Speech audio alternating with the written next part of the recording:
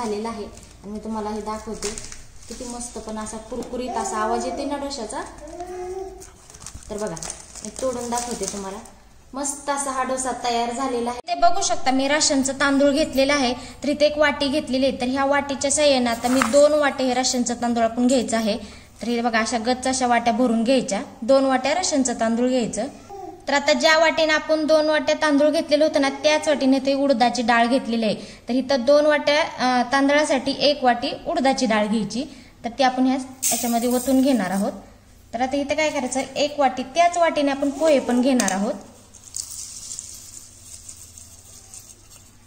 तर आपण इथं पोहे पण जास्त अशी भरून पण घ्यायचं नाही, 1 वाटीच पोहे घ्यायचं। तर इथं पोहे पण आपण घेतलेले आहेत। आता त्याच्यामध्ये काय करायचं, तर मी हरभरा डाळ घेतलेली आहे।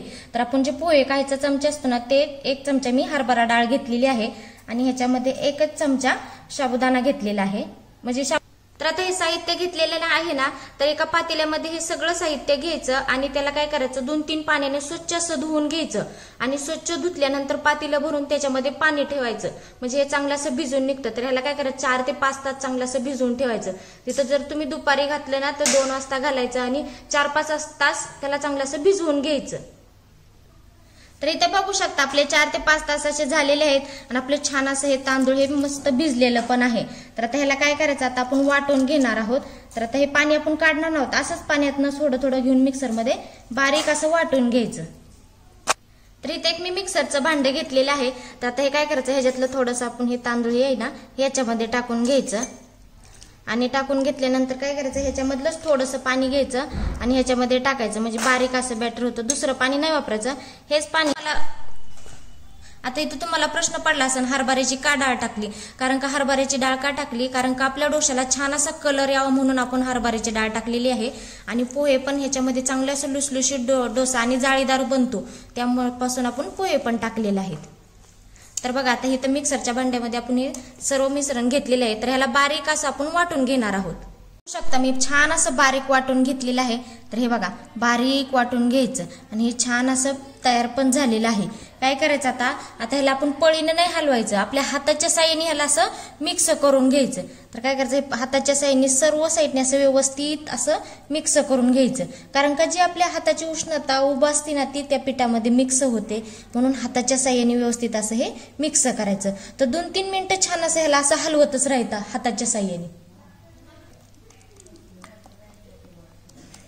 तर आता इथं बघू शकता आपले 2-3 मिनिटं झालेले आहे, मस्त असं आपण ह्याला हलवून घेतलेलं आहे आणि हलवल्यानंतर बघा असं फुगल्यासारखं दिसतं ना हे बॅटर।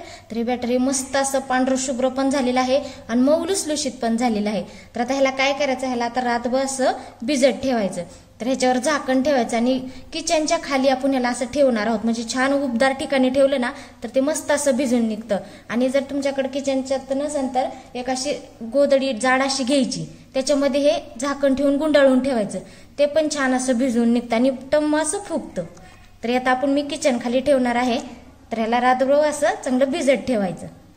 इथं बघू शकता आपण रात्रभर असं हे मिश्रण तयार करायला ठेवलं होतं।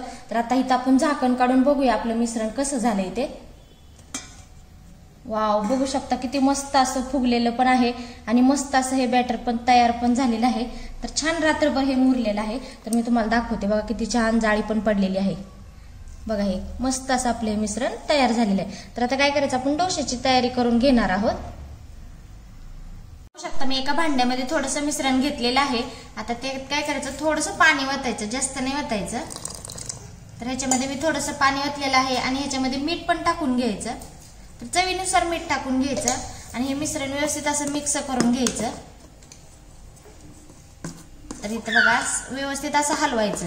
आता ह्याच्यामध्ये आणखी थोडं आपल्याला पाणी लागणार आहे, जास्त नाही टाकायचं, थोडंच पाणी टाकून घ्यायचं आणि परत हे असं मिक्स करून घ्यायचं। आणि मिक्स केल्यानंतर आपल्याला हे बघा अशा पद्धतीने हे मिश्रण तयार झालेलं आहे।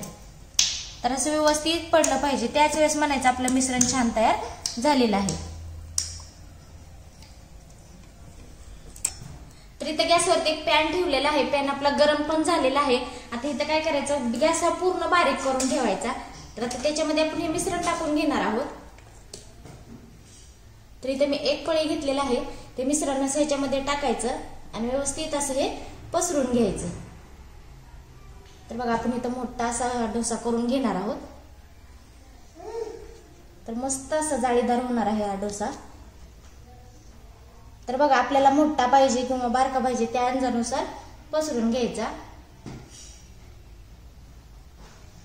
आणि आता याला मध्यम गॅसवरती चांगला लालसर भाजेपर्यंत याला आपण ठेवून घेणार आहोत. तर याला लालसर होईपर्यंत भाजून घ्यायचा. गॅस हा मध्यमच ठेवायचा. तर इथे बघू शकता आपल्या साईड खालची साईडने लालसर असा भाजायला लागलेला आहे डोसा.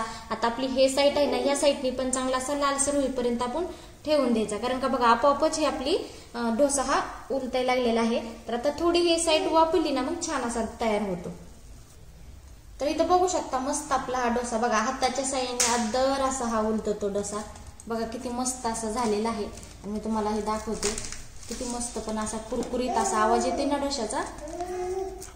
तर बघा मी तोडून दाखवते तुम्हाला. मस्त असा हा डोसा तयार झालेला आहे. घरी नक्की ट्राय करा.